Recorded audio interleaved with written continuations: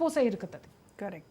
అయితే ఈ అశ్లీల వీడియోస్ తీయాలి, కెమెరాలు పెట్టాలి, వాళ్ళని ఇలా చిత్రీకరించాలి, దానివల్ల ఒక సైకోపాత్స్ ఈ ఈ మైండ్ సెట్ ఎందువల్ల వస్తుందంటారు?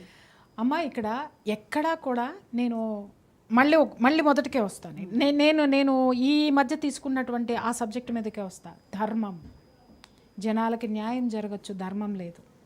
జనాలందరికీ కూడా ఎడ్యుకేట్ అయ్యారు కానీ జ్ఞానం లేదు. ఇవాళ పాపము అనేటటువంటి విషయాన్ని మనం ఎక్కడైనా విన్నామా? పాపము అనేటటువంటిది మనకు వస్తుందా? ఎవరైనా చెప్పగలుగుతున్నారా? దాన్ని ఈరోజు మనం మర్చిపోయాం కాబట్టే ఇలాంటివన్నీ కూడా మన దగ్గరకు వస్తున్నాయి. అవునా కాదా? ఒక్క మాట చెప్పండి. అవునా? ఇవాళ మీరు అన్నారు ఈ సైకోయిజాలు ఏంటి అని అంటే, ఎవరికైనా భయం ఉందా? పెద్దలంటే మర్యాద ఉందా? దేవుడంటే భక్తి ఉందా? వ్యవస్థ అంటే భయం ఉన్నదా? ఎవ్వరికీ లేదు. ఎందుకనంటావేమో, డబ్బు ఇక్కడ కింద ఉన్న ప్రతి ఒక్కడికి కూడా ఎక్కిన మదం ఎవడదో తెలుసా? ఆ పైన ఉన్నాడు మదం. వాడి మదమే ట్రాన్స్ఫర్ అయ్యి ఇక్కడ వరకు వచ్చింది. అంటే ఏంటో తెలుసా? అరే ఎవ్వడు మనల్ని ఏం పీకలేడురా, ఎవ్వడు మనమే. మా సార్ అందరినీ కొనేస్తాడు, మా సార్ వ్యవస్థల్ని నడిపేస్తాడు, వ్యవస్థని కొనేస్తాడు, సీట్లు కొనేశాడు, ఓట్లు కొనేశాడు, సీట్లో కూర్చున్నాడు. కాబట్టి వ్యవస్థలను కొంటాడు, వ్యక్తుల్ని కొంటాడు, ఇంకా వీలైతే ఎక్కువైతే దేవుణ్ణి కూడా కొనేస్తాడు అనేటటువంటి ఆ బలుపు. మగవాళ్లే కాదు, ఆడవాళ్ళే శత్రువులు అన్నట్టుగా ఆడవాళ్ళు, ఒక మంత్రి హోదాలో ఉన్నవాళ్ళు సాటి ఆడవాళ్ళ గురించి, ఒక హీరోయిన్ గురించి చేసినటువంటి వ్యాఖ్యలు అవి ఎంతవరకు సమర్థనీయం? అమ్మ నేను ఒక్క మాట చెప్తా.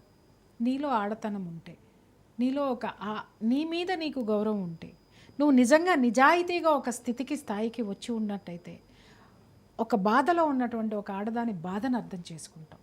అలా కాకుండా దొడ్డిదారులా నువ్వు వచ్చినావు అనుకో, లేదు ఒకళ్ళ యొక్క స్థితిని నువ్వు స్వీకరించేటటువంటి మనస్సు లేక కుత్సితమైనటువంటి మనస్తత్వం నీలో ఉందనుకో, నువ్వు ఎలా రిసీవ్ చేసుకుంటావు?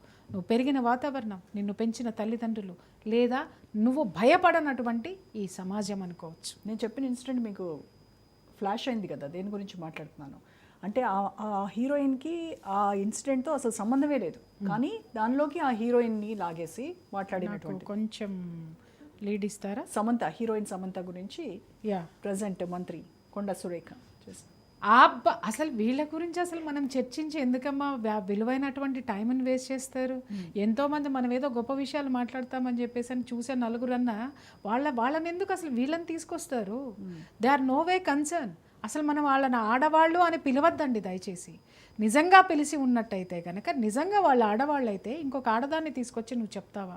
ఇంకొక ఆడదాన్ని నువ్వు 10 మందిలో తీసుకొచ్చి నువ్వు అవమానించావంటే, ఇక్కడ నేను అడుగుతున్నాను, నువ్వు మాట్లాడినటువంటి అదే మాట అదే హీరోయిన్ నీ క్యారెక్టర్ గురించి మాట్లాడితే నువ్వు ఎక్కడుంటావు? ఆ అమ్మాయికి సంస్కారం ఉంది కాబట్టి రియాక్ట్ కాలేదు. ఆ అమ్మాయికి ఒక స్థితి ఉంది కాబట్టి, ఒక హోదా ఉంది కాబట్టి హుందాగా దాన్ని సైలెంట్గా తిరస్కరించేసింది. నీలాగా నోరు పెట్టుకొని ఆ అమ్మాయి కూడా మాట్లాడితే నీ క్యారెక్టర్ ఎలా ఉండేది వాటికి? ఇంకొకటి, మరి ఇలాంటి వాళ్ళ గురించి కూడా మనం వీడియోలు ఆడియోలు అన్నీ చూస్తున్నాం. మరి వేరే వాళ్ళు మాట్లాడితే ఎలా ఉంటుంది? సంస్కారం ఉన్న ఏ ఆడది కూడా సంబంధం లేని విషయాల్లోకి, ఇలాంటి విషయాల్లోకి అనవసరంగా ఒక ఆడదాన్ని అవమానించింది అంటే అర్థం చేసుకోవచ్చు వాళ్ళకి ఎలాంటి సంస్కారం ఉంది అనేది. ఆ సంస్కారహీనుల గురించి మనం పెద్దగా మాట్లాడుకోవద్దమ్మా, వాళ్ళకి అంత విలువ కూడా ఇవ్వదు. రైట్ అండి. Okay, thank you so much Priya గారు. సో సిగ్గుమాలిన పనులతో సిఎంఆర్ కాలేజ్ ఇవాళ వార్తలోకి ఎక్కింది. ఎలాంటి ఒత్తిళ్లకు గురి